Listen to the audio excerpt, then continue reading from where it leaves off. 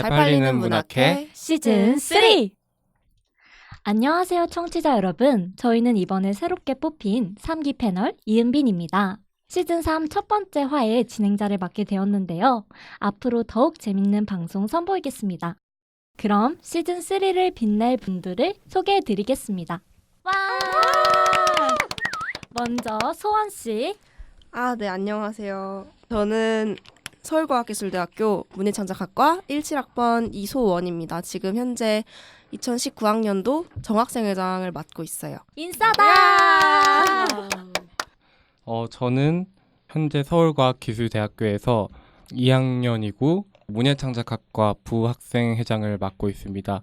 따로 말씀드리고 싶은 건 지금 남자 패널이 저로 와서 뭔가 제가 정필 선배 역할을 대신하게 된 것 같은데 제가 그분처럼 목소리가 좋거나 하지가 않아서 조금 부담은 되지만 그래서 앞으로 열심히 말하도록 하겠습니다. 감사합니다. 와.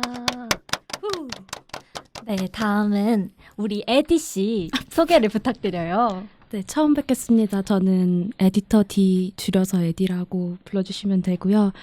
저는 사회인으로서 책을 만드는 사람입니다. 반갑습니다. 와. 네, 사실 에디씨만이 유일하게 저희 학교 학생이 아니잖아요. 저희 팟캐스트의 애청자이셨는데 이번에 모집한다는 얘기를 듣고 엄청 많은 포트폴리오를 갖고 와서 와, 진짜 장난 아니더라고요. 면접을 진짜 잘 보셨대요. 잘 봤나요? 그 소리는 못 들었는데. 저는 개인적으로 들었거든요. 그래서 저는 감동받았었습니다. 감동까지. 또 책을 만드셨던 분이기도 하시니까 만들- 많은 기대가 네, 그쵸. 만드시는 분이니까. 네, 만드시는 분이니까 앞으로도 잠깐 만들 안 만들고 거니까 있는. 네, 잠깐 네. 쉬고 계시는 에디 씨였습니다. 에디 씨 이름 뜻 혹시 얘기해 주실 수 있어요? 에디터 D의 준말인데요. 네네. D는 DD를 그냥 알파벳으로 D라고 줄인 거예요. 제가 황정은 작가의 골수 팬이라서 네, 진짜 덕후입니다. 앞으로 에디 씨의 활약 기대하겠습니다. 네, 저는 이번 첫 화 진행자를 맡게 된 문예창작학과 17학번 이은빈이고요. 워낙 애청자여서 지금 여기에 있는 게 실감이 안 나요. 오는 와중에도 계속 가슴이 두근두근 떨리고 그랬거든요. 그래서 재밌게 또 열심히 녹음할 테니까 잘 봐주셨으면 좋겠습니다. 네, 그리고 낯익은 목소리가 또 나오겠죠? 안녕하세요. 2기 패널 권세은입니다. 와, 제가 왜 여기 있나 좀 궁금하실 것 같은데 1기 때는 1기 선배들이 불가피하게 녹음을 아예 참여하지 못하는 상황이 돼서 2기로 바꾼 거였는데 2기는 남을 수 있는 사람들이 꽤 있어서 계속 참여할 수 있으면 참여하는 형태로 가기로 했습니다. 그래서 중간중간에 2기가 꽤 많이 나올 예정이에요. 너무 좋아요. 그래서 많이 기대해 주셨으면 좋겠습니다. 네, 다른 2기 패널들도 다음 화에 나올 테니까 너무 걱정하지 마시고요. 네, 이번 화는 이소원, 문준영, 이은빈, 에디, 그리고 2기 권세현 씨와 같이 녹음을 해보겠습니다. 여러분, 요즘 미세먼지 너무 심하지 않아요? 진짜 숨쉬기가 너무 힘드네요. 목이 맞아요. 아파요. 맞아요. 눈도 아프고 목도 아프고. 네, 근데 그 와중에 지금 요즘 반짝 날씨가 좀 추웠잖아요. 맞아요. 그래서 제가 지금 보시다시피 목소리가 원래는 이렇지 않습니다. 아주 맑고 꾀꼬리 청아하지만 원래는 8옥타브가 장난 자유자재로 아닌데. 얘기가 하면서 8옥타브를 자유자재로 드나들 수 있는 친구인데 그럼요. 저 하필. 너무 아쉬워요. 지금 첫 녹음인데 이렇게 맹맹한 목소리로 인사드리게 돼서 정말 죄송합니다. 최대한 빨리 낫도록 해서 이제 꾀꼬리 같은 목소리로 제가 한번 8옥타브 돌아와보도록. 보여주실 거죠? 한 7까지는 괜찮을 것 같은데 네, 한번 노력해 보겠습니다. 네, 지금도 여러분도 괜찮아요. 감기 조심하세요. 맞아요. 감사합니다. 감기 조심하세요. 네, 이제 본격적으로 잘 팔리는 문학회 시즌 3 54화 1부를 시작하겠습니다. 그나저나 저 요즘 고민이 있어요. 여러분, 소설을 잘 쓰고 싶은데 어떻게 써야 돼요? 너무 막막해요. 소원 씨, 소설 잘 쓰는 팁이라는 거 그런 거 있어요? 제가 그걸 갖고 있었다면 이미 저는 이 학교에 없겠죠. 네, 저는 이미 왜 그러세요? 전 세계 아니요 그게 아닙니다. 제가 그렇게까지 잘 쓰는 법을 알고 저 있었다면 학생이잖아요. 저는 우리 학과를 너무 사랑하지만 네. 학교를 다니지 않았지 않을까요? 저는 막 전 세계적으로 그냥 벌써부터 이렇게 벌써? 그럼요. 이 나이에 그게 없어서 지금 저는 습작생이고 네, 그렇게 열심히 저도 이렇게 힘들게 고민을 하고 있습니다, 요즘. 아, 준용 씨는 소설을 잘 쓰는 법을 알고 계세요? 마찬가지 대답이 되겠지만 잘 학과를 쓸 사랑한다는 말이죠? 학과를 네. 사랑하고요. 이제 뭐 저는 배우려고 네, 학과에 왔잖아요. 배우는 맞아요. 중이니까요. 맞아. 네. 혹시 에디 씨는 소설을 전에 써보신 적이 있나요? 쓴 적이 있죠. 있는데 저도 문학 동아리를 했기 때문에 소설을 한번 썼었는데 평이 되게 안 좋았어요. 그때 그 한 친구가 이렇게 말했죠. 언니 앞문단을 읽자마자 결말을 다 알겠어요. 와 진짜 마음 그러니까 아프다. 그걸 듣는 순간 원래도 알았지만 나는 정말 글을 쓰면 안 되나 아, 이런 생각이 들더라고요. 그래도 그 장강명 작가가 얘기를 한번 했었어요. 우리가 아는 그 유명한 작가들 있잖아요. 세계적으로 유명한 작가들이 다 50, 60대에 최고의 대작을 썼다고 하더라고요. 그러니까 우리 다 같이 작을 열심히 합시다. 아직 몇 년 40년 남았죠? 남았는데 40년. 많아. 지금까지 산 날보다 앞으로 살 날이 더 많은데. 쓸 날도 많죠 이제. 맞습니다. 안도가 되네요. 그래서 저희가 준비했습니다. 이번 화는 잘 팔리는 문학회의 노벨 라이팅 클래스, 줄여서 젊은 노라클을 해보겠습니다. 뭐라고요? 젊은 진짜 별다 노라클. 줄이다. 그게 무슨 말이죠? 예쁘잖아요. 네. 예쁘잖아요. 네, 네. 예쁜 거 많이 하시고. 네, 저희가 이번에는 어떻게 하면 한 편의 소설을 무사히 쓸 수 있는지 그 방법에 대해서 소개하려고 합니다. 이번 화에서는 정유정 작가의 소설 쓰기 방법을 다룬 책 정유정 이야기를 이야기하다를 낭독하고 소설 쓰기의 방법을 얘기해 보도록 하겠습니다. 이 책이 만들어지는 데 있어서 4년 정도의 시간이 걸렸다고 해요. 원래 지승호 작가님께서 프로 인터뷰어라고 하셨는데 정유정 작가님과 컨택을 해서 말씀하시기를 나는 원래 했던 그동안에 50개 정도 했던 인터뷰 말고 진짜 내가 어떻게 글을 쓰는지 그 방법에 대해서 얘기하고 싶다고 해서 아예 싹 다 갈아엎고 4년이라는 시간을 걸려서 책이 나왔습니다. 일단 외관을 보면 되게 정유정 작가님께서 약간 고뇌하시는 듯한 모습이 있으시죠. 그리고 뭐 목차 같은 경우에는 처음으로 그리고 프롤로그 그리고 1부부터 6부까지 있고 그 다음에 에필로그 이렇게 되어 있는데요. 1부부터 6부까지는 거의 다 내가 어떻게 소설을 쓰는지에 관한 이야기라고 보면 됩니다. 알바생 말투. 네, 그리고 유튜브에도 영상이 올라와 있다고 얘기를 들었거든요. 네네. 유튜브 관에서는 정유정 작가님이 아니라 지승호 작가님이 인터뷰를 하셨는데요. 아까 말씀드렸듯이 4년에 걸려서 이제 책이 나왔다고도 있고 이분이 프로 인터뷰어신데 사실상 국내 인터뷰어계에는 1인자세요. 왜냐하면 인터뷰어인 국내인은 지승호 작가님밖에 없으시기 때문에 현재 1인자신데 본인도 자신의 직업이 인터뷰어라는 직업에 대해서 평소에는 프라이드를 가지고 있지 않았다고 해요. 오히려 약간 숨기고 내 직업은 그냥 인터뷰하고 글 쓰는 사람이야 정도만 얘기를 했다가 이제 자기가 본인이 내가 왜 이걸 숨기고 있어야 되지라는 생각에 인터뷰어라는 직업을 이제 본인이 스스로 개척하셨다고 하더라고요. 네, 지승호 작가에 대해서 더 알고 싶으시다면 유튜브에 인터뷰 영상을 찾아봐도 좋으실 것 같고요. 정유정 작가에 대해서도 할 말이 많죠. 사실 이 책 에디 씨가 추천해 주셨잖아요. 모두들 정유정 작가에 대해 어느 정도 알고 있겠지만 그래도 에디 씨가 정유정 작가에 대해 자세히 소개해 주실 수 있으신가요? 네, 정유정 작가는 간호사로 먼저 일하시다가 잠깐 건강보험 심사평가원에서 회사원으로도 근무하셨어요. 그러다가 결혼 후에 내 인생의 스프링 캠프로 제1회 세계 청소년 문학상을 수상했고 내 심장을 쏴라로 2009년 제5회 세계문학상을 받았습니다. 7년의 밤과 28, 종의 기원은 주요 언론과 서점에서 올해의 책으로 선정되며 큰 화제를 모았고요.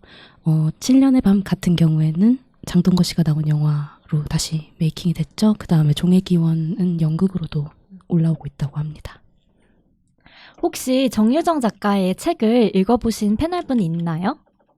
저는 내 심장을 쏴라랑 7년의 밤을 고등학생 때 읽었던 기억이 나요.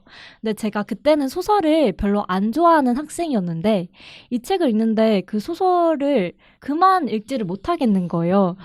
그래서 실화인데 제가 그거를 가지고 다녔어요. 그래서 횡단보도 신호가 멈추면 그거를 읽고 와. 진짜로? 7년의 밤이 저에겐 그런 책이었어요.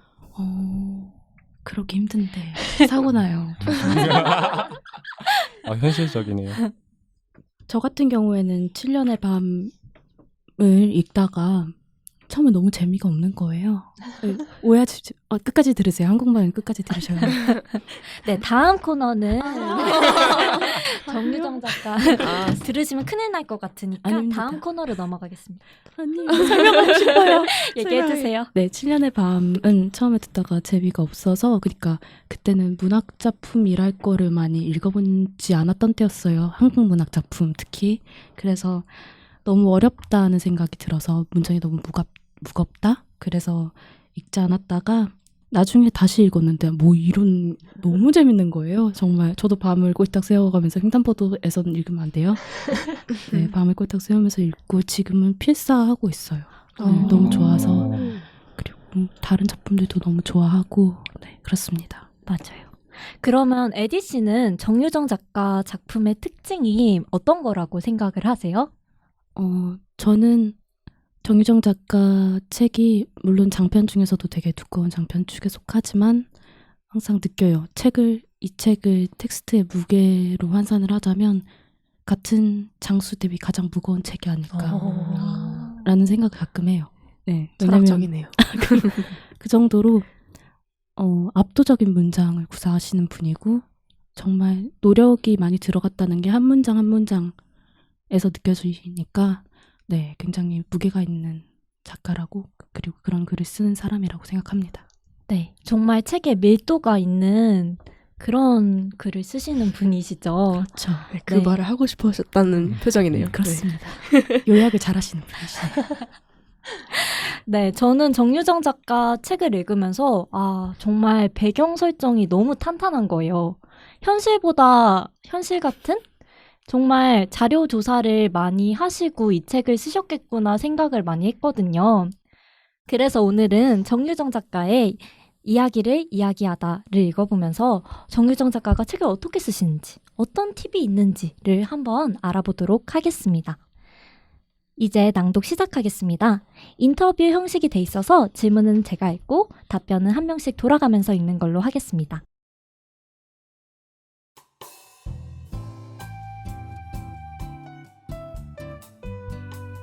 정유정 지승우 정유정 이야기를 이야기하다 83페이지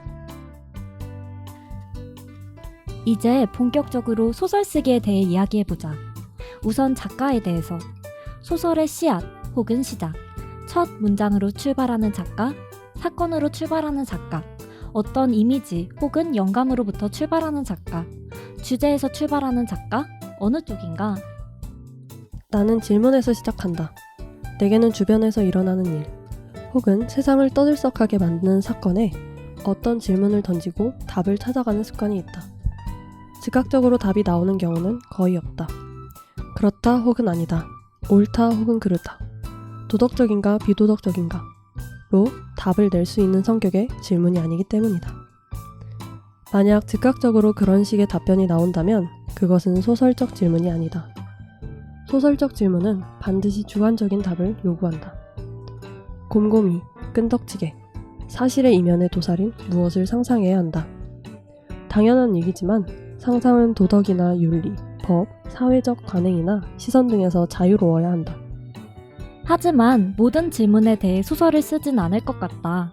소설을 쓰게 만드는 질문에 대한 기준이 있나? 욕망과 가치다. 욕망의 주체는 나다. 질문에 대한 답변이 가슴을 뛰게 하는가? 주인공을 생각하면 피가 끓는가? 그렇다. 라는 답이 나와야 한다. 처음에 수영을 배우던 시절 나는 물과 사랑에 빠졌다. 어떻게 하면 물속에서 자유롭게 숨을 쉬고 완벽하게 몸을 통제할 수 있을까? 스스로 묻고 시도하며 하루를 보냈다. 눈만 뜨면 수영을 생각했다. 자려고 침대에 누우면 컴컴한 천장에 수영장이 나타나곤 했다. 자유롭고 멋지게 유영하는 내 모습을 그려보느라 잠을 설쳤다. 가까스로 잠이 들면 도도한 바다를 상어처럼 헤치고 나아가는 꿈을 꾸었다. 말 그대로 열병이었다. 소설도 마찬가지다. 한 편을 쓰는데 2, 3년이 걸리는 장편은 더욱 그렇다. 광기에 가까운 욕망이 느껴지지 않는다면 그 시간을 버텨낼 수 없다. 무엇보다 글을 쓰는 동안 시시때때로 찾아드는 두려움과 막막함, 글이 막히는 고통과 자기 환멸을 견디기 힘들다. 가치의 주체는 타자다. 즉 독자다. 이것은 과연 세상에 들려줄 가치가 있는 이야기인가? 이 이야기가 세상에 나가야 할 이유가 무엇인가? 이 이야기를 통해 하고 싶은 말이 무엇인가? 이러한 질문들에 대한 명확한 답이 나와야 한다. 그리고 해답이 나를 납득시킬 수 있어야 한다.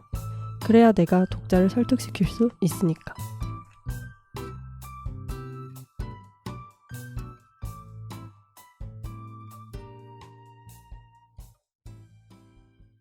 네, 여기까지 정유정 작가가 소설을 쓸 때 고르는 소재에 대해서 얘기를 해주셨어요. 이거에 대해서 같이 얘기를 해볼 건데 에디 씨 어떻게 보셨어요? 가장 좋았던 부분은 질문에 대한 답변이 가슴을 뛰게 하는가, 이 부분이 가장 좋았다고 생각을 해요. 이 책 전체적으로 읽어보면 정유정 작가가 얼마나 작품을 사랑하고 글쓰기를 사랑하는지가 느껴지거든요. 정말 너무나 사랑한다는 그런 감정이 느껴지는데, 소설을 쓰고 소설의 플롯이나 주제를 택할 때에도 이렇게 가슴이 뛰는 걸 먼저 캐치하고 그것을 향해 나아간다는 부분이 가장 정말 인상 깊은 부분인 것 같아요. 세은 씨는 어떻게 보셨어요? 저는 여기서 질문에서 소설을 어떻게 시작하느냐라고 물어보고 예시로 여러 가지를 들어주셨잖아요. 이 영감이나 이미지 같은 걸 얘기를 했는데 여기서 정유정 작가가 일단 영감은 절대 아니다라고 말을 하셨어요. 맞아요. 낭독한 부분에서는 없지만 네. 책에서는 영감은 절대 오지 않는다. 기다리지 말라고 하셨어요. 그래서 굉장히 뜨끔했습니다. 다 뜨끔하지 않으셨나요? 영감 올 때까지 안 쓰려고. 게으른 습작생들의 습관인가 봐요. 맞아요. 영감 올 때까지 기다리려면 할머니가 돼야 돼요. 맞아요. 진짜 영감을. 와, 잠시만요. 진짜 재밌었어요. 감사합니다. 깔깔. 그래서 저는 영감이라고 하긴 뭐 하지만 뭔가 영감처럼 되게 엄청난 건 아니지만 대체로 이런 독백을 하는 장면을 쓰고 싶다라는 생각이 들면 거기서 출발하는 경향이 있어서 그래서 사건이 되게 나중에 생각이 나는 경우가 되게 많아서 이 얘기를 되게 재밌게 읽었어요. 완전 정반대 사람은 이렇게 쓰는구나 라는 생각이 들어서 맞아요. 저 같은 경우에도 한 이미지를 쓰고 싶어서 소설을 시작하는 편이거든요. 그래서 질문에서 시작한다는 것도 상당히 새로웠고 그래서 더 열심히 이 부분을 읽게 된 것 같아요. 준영 씨는요? 저는 개인적으로 좋았던 부분이 이 작가님께서 욕망이라는 것 자체를 되게 매끄럽게 가볍게 받아들이는 것 같아서 되게 좋았어요. 욕망이라는 것 자체가 어떻게 보면은 나쁘게 보일 수도 있는 거잖아요. 그런데 완전하게 이입을 하면서 얘는 어떤 욕망을 가졌는가, 그 욕망이 좋은 것일 수도 있고 나쁜 것일 수도 있는 거잖아요. 그래서 그 욕망은 또 무엇 때문에 오는가, 그리고 그 무엇은 또 무엇 때문에 오는가를 계속해서 생각하게 만드는 게 굉장히 깊이 있게 인물 하나하나를 탐구하시는 분이구나라고 생각이 들었어요. 저는 욕망을 굉장히 중요하게 생각을 하셨잖아요. 인물의 욕망뿐만 아니라 자기가 소설을 얼마나 쓰고 싶은지 그 소설 쓰기에 대한 욕망도 얘기를 하셨는데 저는 이런 얘기를 들으면 너무 두려워요. 한 번도 소설 그렇게 써봐야겠다 이런 욕망이 든 적이 없었거든요. 그래서 이런 욕망을 가지려면 어떻게 해야 할까? 나는 어디에서 이런 욕망을 찾을 수 있을까? 이런 생각이 개인적으로 들었습니다. 때가 와요. 때가 오나요? 네, 때가 옵니다. 정말 때가 옵니다.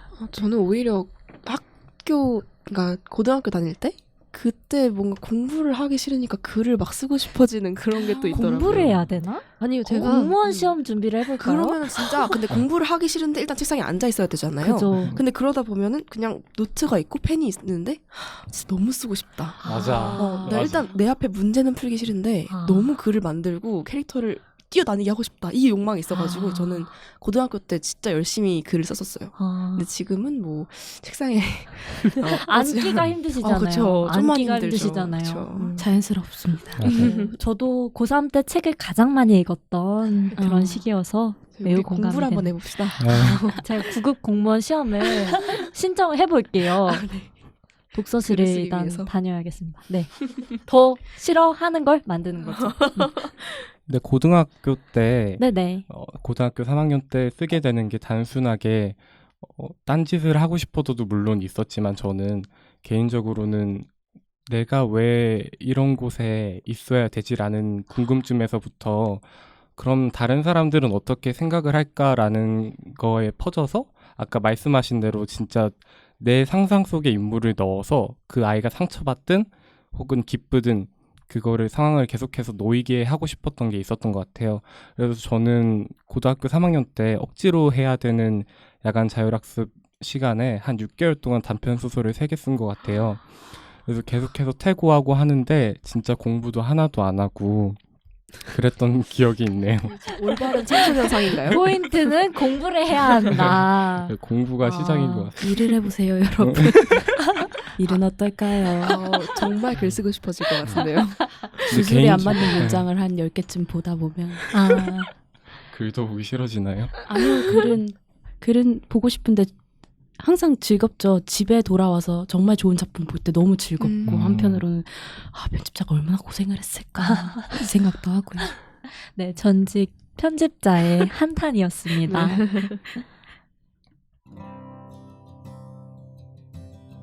102페이지. 소재가 정해지면 개요를 쓴다. 일종의 핵심 줄거리라고 보면 되는데 이것을 쓰기 위해 6가지 질문을 던지고 답을 찾아 놓는다. 이 질문들은 로버트 맥키가 스토리에서 제시한 것이자 내 작업 방식으로 체화시킨 것이기도 하다. 첫 번째, 등장인물은 어떤 사람들인가? 개인사에 대한 질문이다. 개인사는 본격적으로 캐릭터를 만들 때 쓰는 인물의 전사와 다르다. 그인가, 그녀인가, 아이인가, 몇 살인가?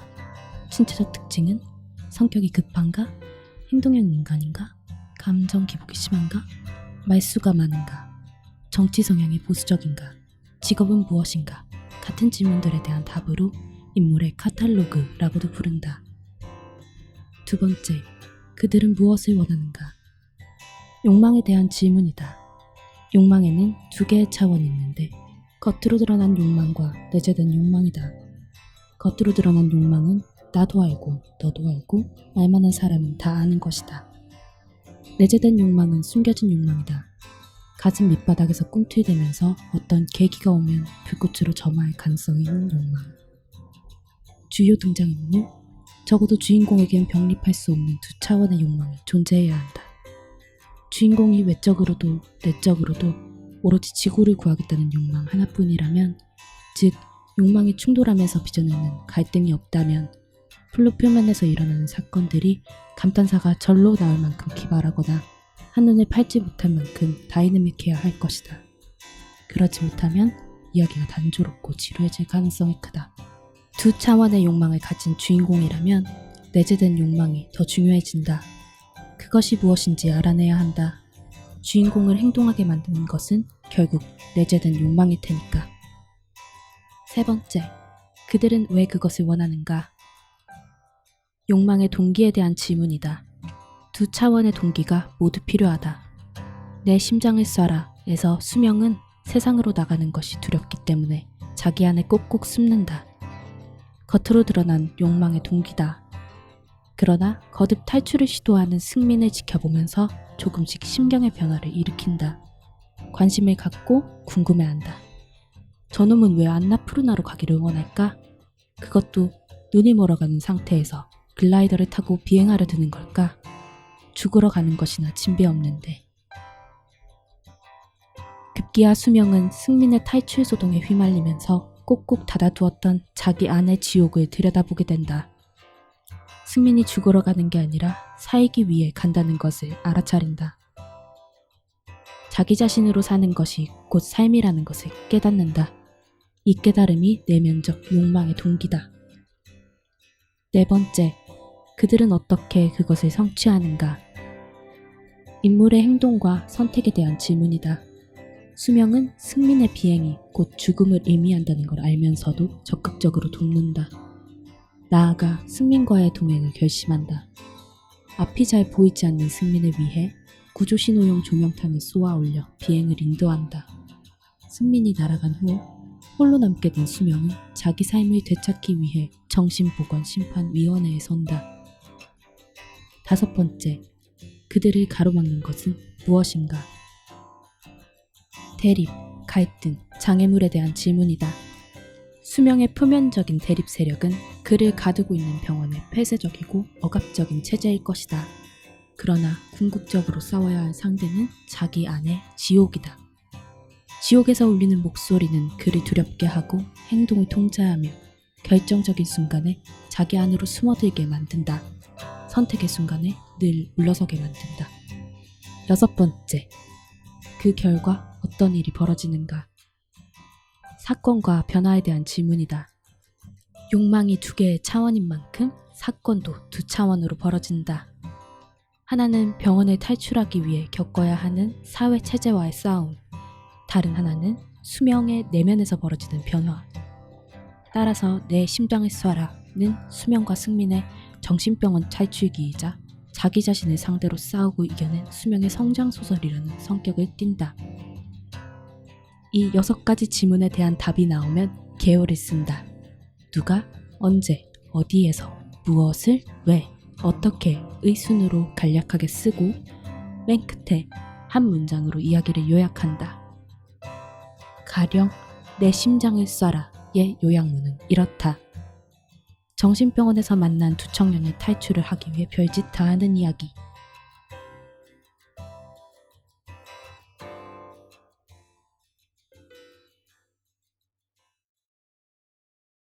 네, 여기까지 개요에 관한 정유정 작가의 이야기였고요. 사실 이거는 꼭 절대적인 틀이 아니잖아요. 그냥 이렇게 정유정 작가님은 이 틀을 사용해서 소설을 쓰기 전에 개요를 짜시는 거고, 혹시 어떻게 읽으셨는지 의견을 들어볼 수 있을까요? 저는 이 부분을 읽고 너무 아쉬웠어요. 이번 학기에 제가 듣는 수업에 과제가 있는데 단편 소설을 한 편 써서 내야 돼요. 그래서 그걸 좀 염두에 두면서 여기서 스킬을 배워서 써먹어야지라는 생각으로 읽고 있었는데, 이 부분을 읽고 확실히 정유정 작가님은 장편에 특화된 작가님이구나라는 생각이 들었어요. 단편 소설에서 욕망이 내면 외면으로 있는 주인공을 내세우면 이야기가 장편이 될 수밖에 없을 거라는 생각이 들어서 그래서 너무 아쉬웠습니다. 못 써먹게 되었어요. 네. 단편 소설에는 또 사용하기 어려운 틀일 수도 있겠네요. 준영 씨는 어떻게 보셨어요?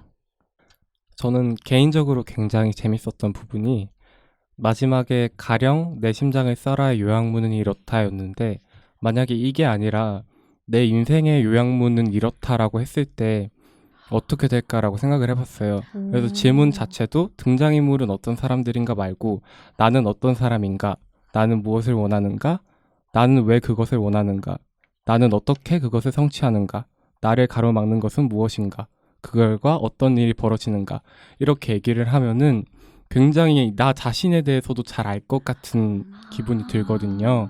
그래서 인물 자체도 이렇게 얘기하는 것 자체가 정말 이 인물과 내가 하나가 돼서 그 사역까지 낱낱이 파악하는 좋은 툴이라고 생각해요. 물론 단편에서 쓸 수 없긴 하지만 저는 개인적으로 단편을 쓸 때도 이렇게 한번 해보고 단편을 쓰는 것도 굉장히 괜찮을 것 같다고 생각해요.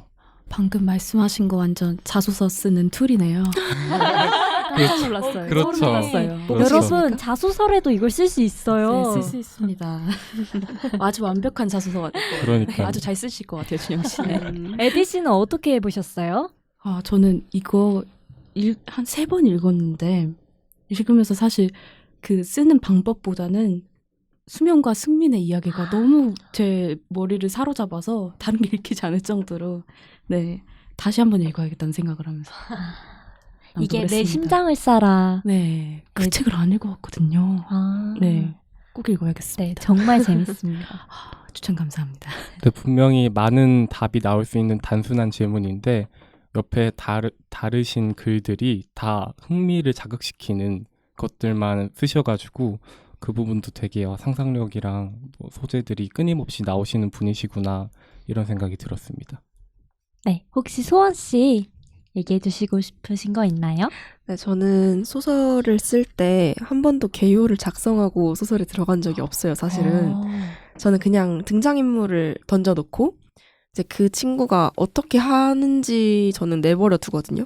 그리고 그걸 그냥 저는 기술을 하는데 이렇게 한번 써보면 정말 지금 제가 쓰는 것보다 훨씬 좋은 글이 나올 수 있지 않을까. 저도 세은 씨랑 같은 수업을 듣는데 단편을 내야 하잖아요. 그런데 이게 꼭 물론 작가님은 욕망에 대해서 이렇게 엄청나게 기술을 해주셨지만 그냥 등장인물 어떤 사람들인가, 무엇을 원하는가 이렇게 따로따로 이렇게 끊어진 질문들에 내가 대답을 할 수 있을 정도의 개요를 써놓는 거는 단편이나 장편이나 둘 다 도움이 될 것 같다는 생각을 했어요. 그래서 이번에 단편을 쓸 때에는 꼭 이것처럼 개요를 한번 써보는 것도 나쁘지 않겠다 하는 생각을 했습니다. 네. 사실 제가 이번 화 대본 작가였거든요. 이 개요 부분이 조금 지루해질 수 있는데 넣었던 이유가 있어요. 뭐죠? 제가 최근에 툴의 유용성을 굉장히 많이 느끼고 있어요. 어떤 툴이요? 제가 일기를 쓰는데 감정 일기를 써요. 이건 뭐죠? 감정일기. 옛날 윤리 시간에 배우셨을 수도 있는데 4단과 7정 아세요? 알아요. 네. 저 그거 진짜 좋아했어요. 이거예요. 윤사.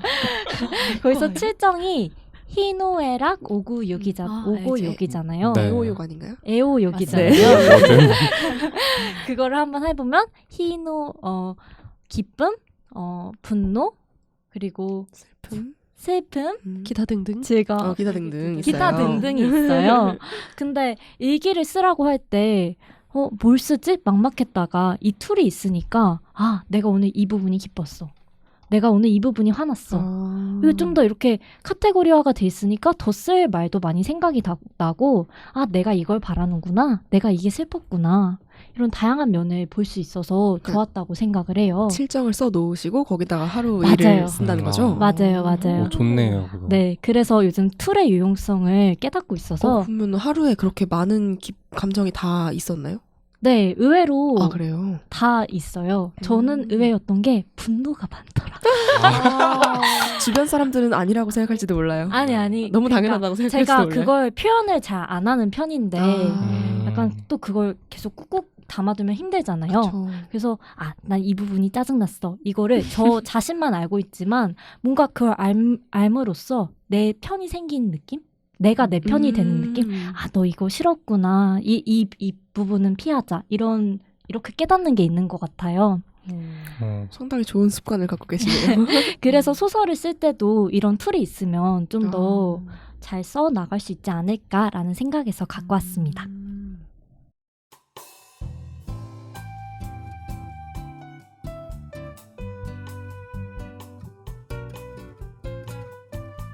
(109페이지) 초고를 쓰기 전에 두 번째로 해야 할 일이 자료조사이다.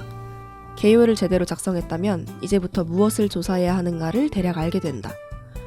물론 소설을 써가는 동안에도 필요한 지식이 새로 생겨나고 그때그때 적절하게 보충 취재를 해야 한다. 하지만 그것은 나중 일이다. 먼저 이야기의 기본이 되는 지식, 이야기 속 세계를 만들 수 있는 자료조사가 필요하다. 쓰고자 하는 세계에 대해 아는 게 없으면 아무것도 쓸 수 없다. 상상력으로도 가능하지 않느냐고? 물론 그런 능력을 가진 작가도 있겠다. 하지만 내겐 그런 능력이 없다. 상상력도 지식에 기반해서 나온다. 나는 인터넷을 신뢰하지 않는다. 그러므로 인터넷 지식도 믿지 않는다. 공부를 시작하면 관련된 책부터 장만한다. 먼저 구입할 책 리스트를 만든다. 잠수의 경우 잠수 이론서와 잠수 의학서, 스쿠버 다이버가 쓴 에세이가 필요했다. 나머지 분야의 책도 같은 방식으로 사들이다 보면 책상 위에 수십 권이 쌓인다. 쌓여있는 책을 보면 다시 절망이 밀려든다. 이걸 대체 언제 다 보나? 본다 해서 이해한다는 보장이 있겠나? 책을 장만한 다음엔 노트를 마련한다. 인터넷 지식만큼이나 컴퓨터 자판을 믿지 않는다. 당연한 얘기겠지만 내 머리도 믿지 않는다. 튼튼한 내 손가락만을 믿는다. 책을 읽어가면서 내용을 요약해 필기하는데 나중을 생각해서 중요한 부분에 밑줄도 긋고 그림도 그린다. 전문가를 곧장 찾아가면 쉽지 않느냐고 생각할지도 모르겠다. 물론 전문가에게서 얻는 현장 지식이 가장 중요하다. 하지만 미리 공부를 하지 않으면 전문가의 조언을 이해하고 습득하기 어렵다. 심지어 뭘 물어야 할지도 몰라 허둥대기 일수다. 기초학습은 공부를 위한 공부인 셈이다. 또한 전문가의 도움만으로는 부족한 부분들을 채워주는 역할도 한다. 작가는 자기가 만드는 세계에 대해 신처럼 알아야 한다. 그래야 그 세계의 구석구석까지 완벽하게 장악할 수 있다. 내가 만든 세계에선 파리 한 마리도 멋대로 날아다녀서는 안 되기 때문이다. 다음에는 필요한 전문가를 섭외한다. 섭외는 전적으로 인맥에 의존한다. 사돈의 팔촌까지 더듬어 전문가를 섭외한다. 그 다음 알고자 하는 부분에 대해 미리 꼼꼼하게 질문 목록을 작성하는 게 서로 좋다. 그래야만 정해진 시간 안에 필요한 지식을 최대한 얻어낼 수 있으니까. 전문가의 지식만으로 부족한 부분도 많다. 7년의 밤을 쓰다 보니 잠수부들이 쓰는 은어나 현장에 있었던 사람만이 알 수 있는 독특한 에피소드들이 필요했다. 그래서 모 포털의 다이빙 카페에 위장 가입을 해서 그들의 대화와 글을 모조리 읽어치웠다. 굉장히 큰 도움이 됐다. 다이빙할 때의 미묘한 심리 변화라든가 혹은 예기치 않게 수상 구조 작업을 벌이게 된 경우라든가 이러한 이야기들을 소설에다 써먹었다.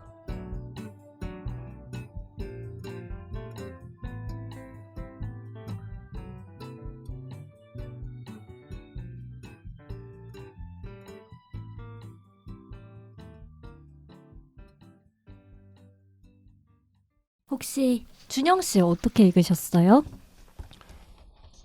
일단 저는 읽었을 때 굉장히 멋진 문장이라고 생각하는 게 있었는데, 내가 만든 세계에선 파리 한 마리도 멋대로 날아다녀서는 안 되기 때문이다라는 문장이 진짜 맞습니다. 사람 다 똑같군요. 그 앞문장부터 좋았어요. 저도요. 와. 신처럼 알아야 된다는 맞아요, 부분이 맞아요. 좋았어요. 진짜. 저는 이 문장도 멋진데, 이 책을 청취자분들은 모르시겠지만 책에 지도를 그려 놓으셨잖아요. 그걸 보고 또 한 번 감탄을 했어요. 와, 이렇게까지 자신의 세계관을 완전히 구축해내는구나. 저는 개인적으로 그냥 마을 A 있으면 되는 거지, 혹은 엄청 좁게 봐서 집이라는 존재가 하나만 있으면 되는 거지라고 생각을 했는데, 이분은 그랬던 게 아닌 거예요. 물론 장편이었기 때문에 그랬을 수도 있겠지만 정말로 소름이 돋을 정도로 구체적이구나라는 생각을 했습니다. 저는 개인적으로 작가는 자기가 만든 세계에 대해 신처럼 알아야 한다 라는 구절이 굉장히 마음에 와닿았는데, 그 이유가 뭐였냐면요.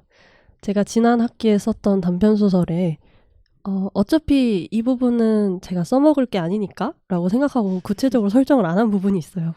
정말 놀랍게도 피드백을 해주시는 40명 중 40명이 그 부분을 찝어서 말씀해 주셨어요.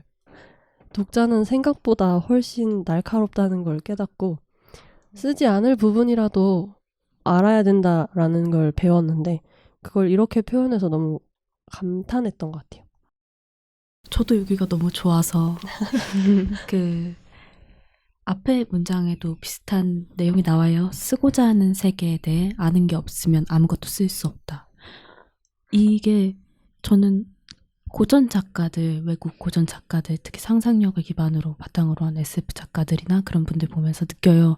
이 사람들은 어떻게 이걸 다 상상을 해서 썼지? 근데 지금 와서 다시 읽어보면 전혀 아니에요. 이거는 절대 머릿속에서만 나올 수 없겠다. 얼마나 많은 책을 읽고 얼마나 많은 고민을 했을까라는 생각이 들더라고요. 그거를 정유정 작가가 이렇게 한 방으로 정리를 해주니까 네, 너무 좋아요. 찬양. 팬심인 것 같은데요. 찬양.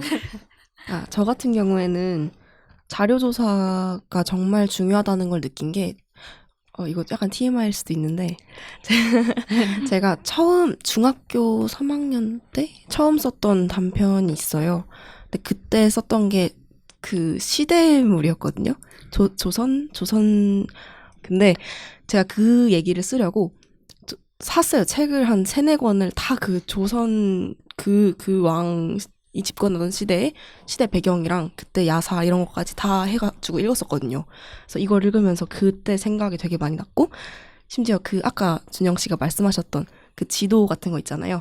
근데 저도 그 소설을 처음 쓸 때 얘네 집이 어디쯤에 있고 이렇게 하면서 그 그림을 그려가면서 그 소설을 썼었거든요. 그래서 그게 생각이 나가지고 물론 이렇게까지 엄청 세세하게는 그리지 않았어요. 그래서 대단하다는 생각을 했는데 그래서 제가 하고 있던 방식이 그래도 틀린 건 아니구나라는 거를 조금 느끼게 된 것 같아요. 대단하네요. 중학생부터. 그거 완성하셨다면 보고 싶네요. 그거 제가 이거 진짜 TMI인데 제가 빨리 끝냈어요. 시험을 다른 사람들보다 빨리 끝내가지고. 쓸 게 없어서인가요? 아니요. 너무 거기서 완벽해서 이렇게 종이가 이제 그 회색 종이 있잖아요. 그 시험지. 그죠, 그 갱. 근데 거기 갱지가 마지막 뒷장이 양면이 아니라 한 면만 인쇄가 돼 있었어요. 그래서 거기다가 처음부터 시작을 한 것도 쓰기를. 그래가지고 시험 역시 공부를 해야 돼. 네, 맞아요. 시험을 봐야 되네. 아니 그 시험을 보고 남은 시간에 그걸 썼었는데 그거를 친구들한테 보여주니까 너무 좋아하는 거예요. 그래서 다음 편 달라고. 그래서 사실 저는 그때부터 문창과를 지망을 하게 되었어요. 좋은 친구를 두셨네. 에디 씨는 상처를 받고 끝냈는데. 저는 막 두드려 맞고 막 말로 팼죠 저를. 중학교 때 보면 또 다를지도 몰라요. 네, 다들 어려가지고 이거 재밌는 줄 알고 있고 아무것도 아닌데. 그래서 그 다음 화는 쓰셨나요? 썼죠. 근데 진짜 나중에 그 공책을 그래서 한 권을 거의 채웠어요. 근데 다들 반 친구들 돌려 읽고 약간 이랬는데 그게 한 1년, 2년? 고등학교 가가지고 다른 글을 쓰고 그걸 다시 보니까 진짜 눈 뜨고 못 보겠는 거예요. 그래서 버렸어요. 그 공책을. 아쉽다. 궁금한데. 정말 그 인터넷 소설 중에도 진짜 끝판왕 수준. 이모티콘은 없었어요, 그래도. 이모티콘은 없었지만. 근데 그거를 리메이크를 나중에 한번 해가지고 만든 기대해볼게요. 작품이 있긴 한데. 보고 싶네요. 저희도 돌려 읽어요. 네. 낭독해요, 낭독. 다음 잠시만, 화에. 다음. 자, 이은미 씨 어떻게 읽으셨나요? 네, 수원 씨의 그 조선시대 시대물은 다음번에 낭독하는 걸로 하고. 너무 싫어. 제가 정유정 작가의 특징이 탄탄한 배경에 있다고 했잖아요. 그래서 자료 조사를 이렇게 하니까 그렇게 탄탄한 배경이 나오는구나. 그리고 김영하 작가도 이런 같은 방법을 쓴다는 얘기를 들은 적이 있는 것 같아서 뭐 예를 들면 뭐 정신병에 걸린 살인자에 대한 이야기를 쓸 때 그 정신병에 대한 의학서를 다 읽어보신대요.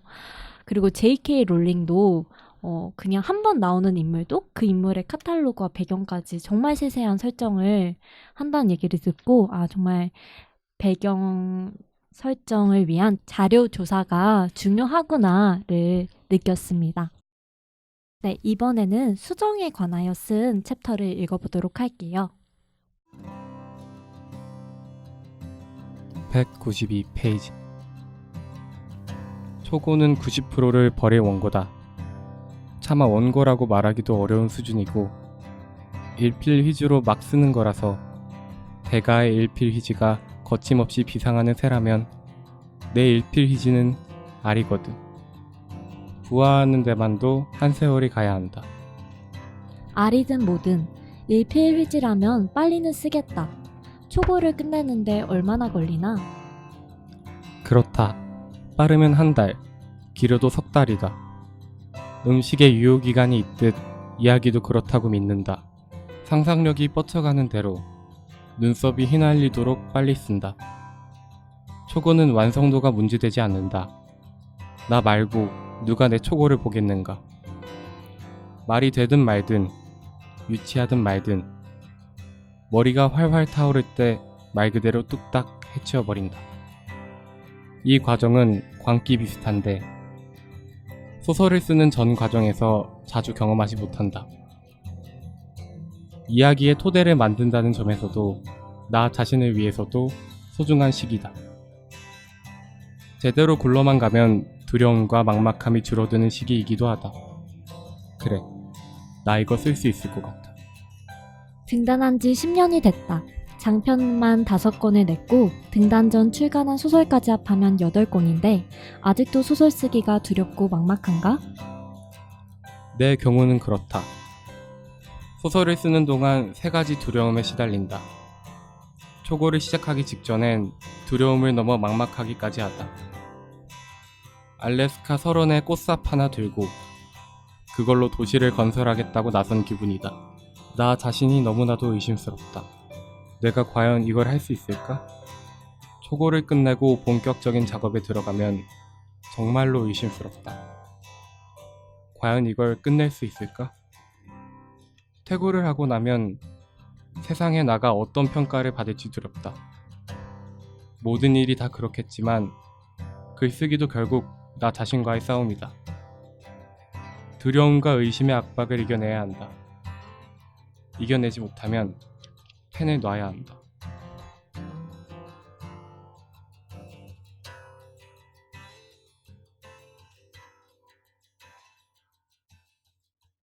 네. 낭독할 부분이 길어서 중간에 끊고 얘기를 해본 다음에 다시 낭독을 진행할게요. 세은 씨, 어떻게 읽으셨어요? 여기서 저랑 굉장히 다른 사람이다라고 생각했어요. 왜요? 저는 절대 일필위주로 못 쓸 것 같아요. 사실 도전해본 적도 없어요. 소원 씨는 어떠세요? 그냥 마냥 부럽기도 하더라고요. 이렇게 그냥 단시간 내에 다 쓸 수 있다는 거. 근데 저는 그렇게 지금 생각해보면 그렇게 초고랑 마지막이랑 물론 달라지긴 하지만 90%나 달라지지는 않는 것 같아요. 저는. 그래서 되게 많이 고치시는구나 라고 생각을 했죠. 맞아요. 에디 씨는 어떻게 보셨어요? 너무 좋았어요. 좋아요. 좋아요. 좋아요. 일단 한 권을 쓰시는데 2, 3년이 걸리신다고 하니까 정말 솔직하게 얘기하자면 너무 부러웠는데 어떤 부분이 부럽냐면 이렇게 글을 맘 놓고 쓸 수 있는 시간이 있다는 게 너무 부러워요. 경제적인 현실적이네요. 것과 시간. 현실적인. 네. 왜냐면 저는 지금은 다시 취준으로 돌아왔기 때문에 당장 인스타에 제가 책 리뷰를 올릴 때도 2시간 정도, 3시간 정도 걸리는데 그거 쓰는 시간에서도 생각을 해요. 내가 이걸 쓰는 게 과연 내 취직에 도움이 될 것인가. 내가 다음 달에 생계를 유지하기 위해 펜션 알바를 하는 게 더 낫지 않나. 아니면 외주를 받는 게 낫지 않나. 이런 생각을 가끔 해요. 물론 그렇게 궁핍하지는 않지만 그래도 어쩔 수 없이 생각을 하게 되는데 이분은 용기 있게 문학을 잠깐 내려놓고 일을 하시다가 결혼을 하고 집을 장만하자마자 나는 문학을 하겠다 하고 시작을 하신 거잖아요. 다시 시작한다는 용기가 대단한 거거든요. 어쩌면 집을 장만할 정도면 그냥 그렇게 살아도 되지 않았을까요? 근데 이렇게까지 했고 해냈다는 게 너무 멋있는 것 같습니다.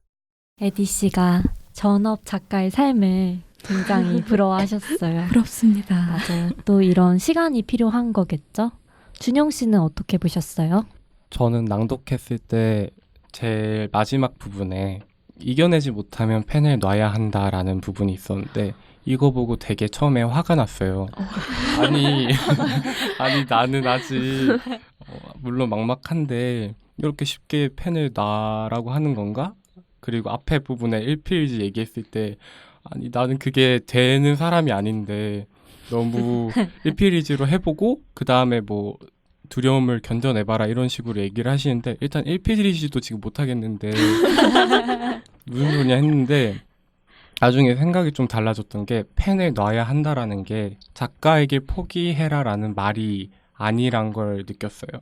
오히려 펜을 놓고 좀 쉬고 잠깐만 너가 여행을 하든지 안 그러면 운동을 하든지 약간 그런 의미로 긍정적으로 갑자기 받아들여진 부분이 있었던 것 같아요. 그리고 두려움 관해서도 저는 초고를 쓰고 난 다음에 그 초고를 내가 다시 읽는 과정이 제일 두렵거든요. 읽으면서 이게 내가 쓴 거야? 이런 걸 내가 썼단 말이야 하면서 엄두도 못 내겠어요. 그냥 내가 봤을 때는 싹 다 갈아엎어야 될 것 같은데 근데 그런 거에서도 이쁜 점을 하나 찾아주고 보통 대부분의 작가분들은 90%를 다 뒤엎는다고 하셨고 여기서도 나와 있으시잖아요. 정말로 그런 마음으로 임해야 되는구나 라는 거를 굉장히 많이 느꼈던 부분인 것 같습니다. 저는 요즘 소설을 안 써서 그런지 굉장히 공감하고 긍정적으로 읽었어요. 안 쓰는데 어떻게 공감하는 거예요? 쓴 사람만 화가 나네요. 이 정도면 뭐 정규정 작가도 이렇게 힘들다는데 뭐. 네. 제가의 일필휘지가 거침없이 비상하는 새라면 내 일필휘지는 알이거든. 그만큼 부화하는데 시간이 오래 걸린다는 거잖아요. 그러니까 나도 알 정도는 쓸 수 있을 것 같은데? 제일 긍정적이죠. 역시 쉬어야 합니다. 사람은 긍정적이 되죠. 그럼요. 그리고 두려운 부분에서도 이렇게 얘기를 하셨잖아요. 알래스카 설원에 꽃삽 하나 들고 그걸로 도시를 건설하겠다고 나선 기분이다. 나 자신이 너무나도 의심스럽다. 내가 과연 이걸 할 수 있을까? 이런 기분이 정유정 작가도 마찬가지로 든다면 우리도 그런 막막함 느낄 수 있잖아요. 나만 그런 게 아니다. 나만 그런 게 아니다. 정유정 작가도 이렇게 막막하다. 이런 생각이 들었어요. 너무 긍정적인가요? 너무 좋아요. 좋습니다. 좋아요. 자, 네. 다음 부분 낭독해 주세요.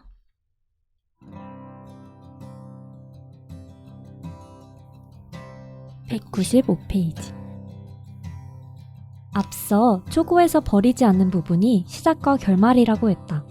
그렇다면 제 아무리 초고라 해도 그 부분은 고민 꽤나 할 것 같은데 시작 장면은 어떤 식으로 만드는가? 앞에서 이야기는 변화에 대한 것이라고 말했다. 그것도 주인공의 삶을 뒤흔들고 인생 경로를 바꾸어 놓는 문제로 인한 변화. 그러므로 이야기의 무는 특별한 경우가 아니라면 주인공이 열도록 해야 한다. 나는 주인공이 중대한 문제와 맞닥뜨리기 직전에 시작하는 걸 선호한다. 일상이 평온하게 흘러가고 있다고 믿는 순간, 모든 일이 예정대로 진행되고 있다고 믿고 있는 순간에, 예를 들어 평범한 회사원인 주인공이 퇴근길에 교통사고를 당하면서 일어나는 이야기를 다룬다면 시작은 그날 퇴근 직전이 될 것이다. 연인에게 예상치 못했던 결별 선언을 듣고 난 후부터 그 혹은 그녀의 스토커가 되는 이야기를 다룬다면 시작은 그날 데이트 장소로 가는 장면이 될 것이다. 많은 작법서들이 사건 한복판에서 시작하라고 가르치고 있기는 하다. 그래도 나는 반박자 빨리 시작하는 편이 좋다. 하지만 결말은 시작을 정하는 것보다 훨씬 어려울 것 같다. 시작은 물론 과정까지 알아야 끝도 상상할 수 있지 않을까? 사건이 어디로 흘러갈지만 생각한다면 당연히 어렵지. 하지만 소설은 사건이 전부가 아니다. 내 경우 사건은 표면 플롯에 속한다. 거듭 말하지만 심층 플롯의 핵심은 주인공이 겪는 외적, 내적 변화다. 이 변화로 인해 행동을 하게 되고 행동이 이야기를 끌고 나가는 것이므로 두 차원의 플롯은 동전의 앞뒷면과 같다. 주인공의 목표와 이야기의 목표는 결국 한 덩어리라는 얘기다. 결말을 정하려면 먼저 주인공의 욕망이 무엇인지 알아야 한다. 사회적 욕망이든 내적 욕망이든 성적 욕망이든 그것이 주인공의 인생을 뒤집어 놓는 욕망이라야 한다. 그것도 원상복귀가 불가능한 수준으로.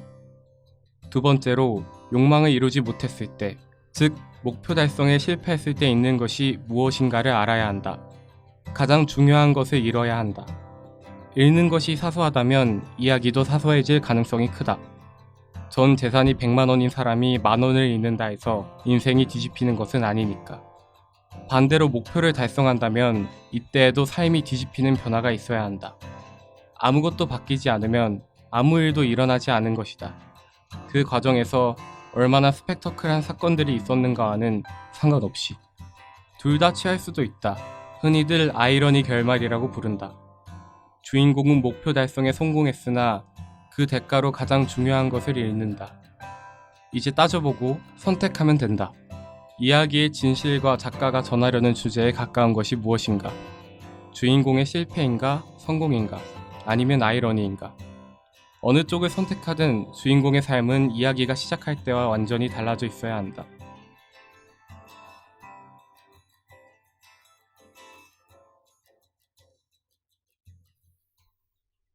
네, 여기까지 수정에 관하여 얘기를 해보았습니다. 에디 씨, 어떻게 읽으셨어요? 저는 이 부분 읽을 때 김현우 노래가 생각났어요. 김현우 노래요? 네. 어느 부분이냐면 주인공이 퇴근길에 교통사고를 당하면서 일어나는 이야기를 다룬다면 시작은 그날 퇴근 직전이 될 것이다 라고 하셨잖아요. 김현우 노래 중에 연인이라는 노래가 있어요.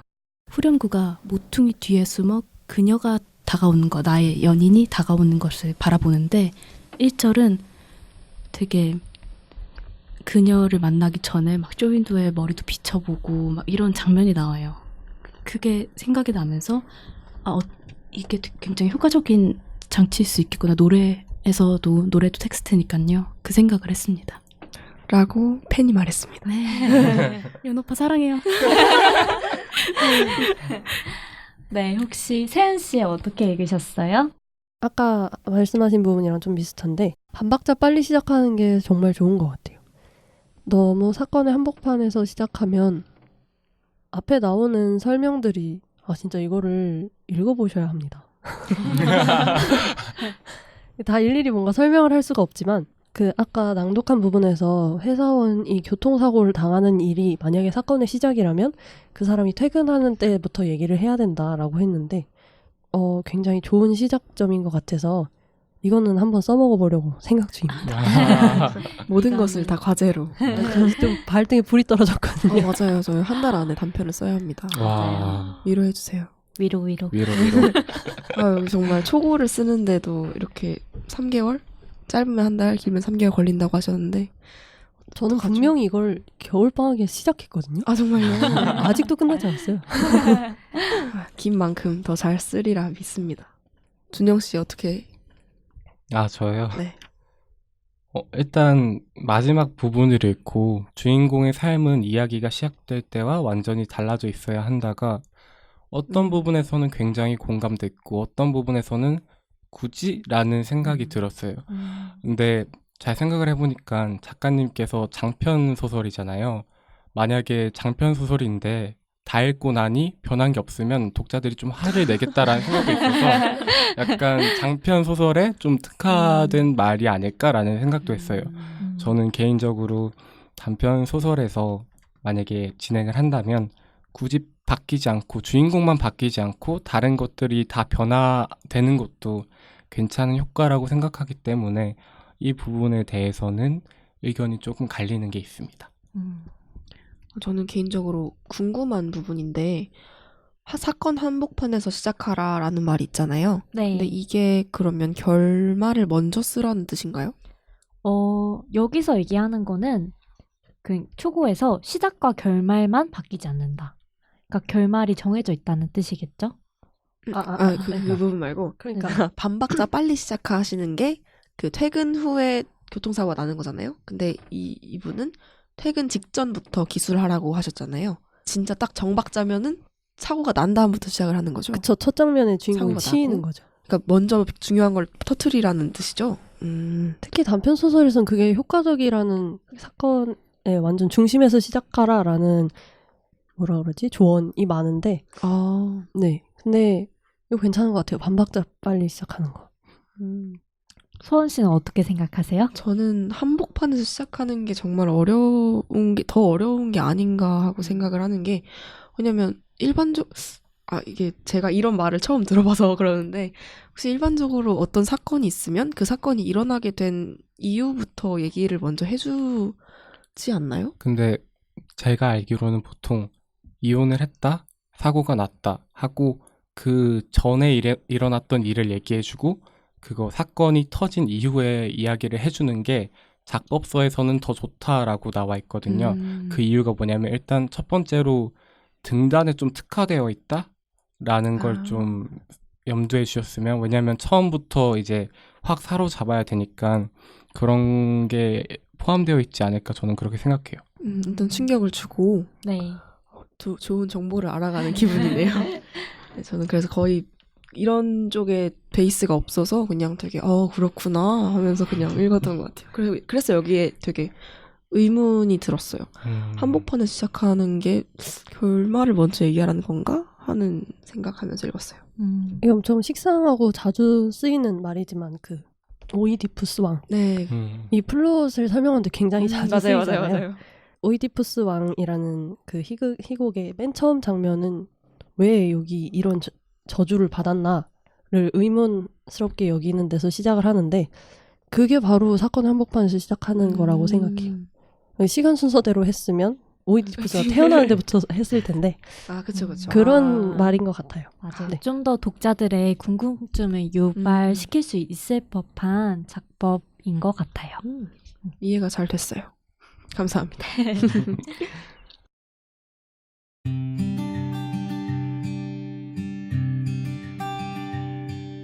정유정 작가의 인터뷰 속에서 이야기가 만들어지는 과정을 저희의 눈으로 훑어봤습니다.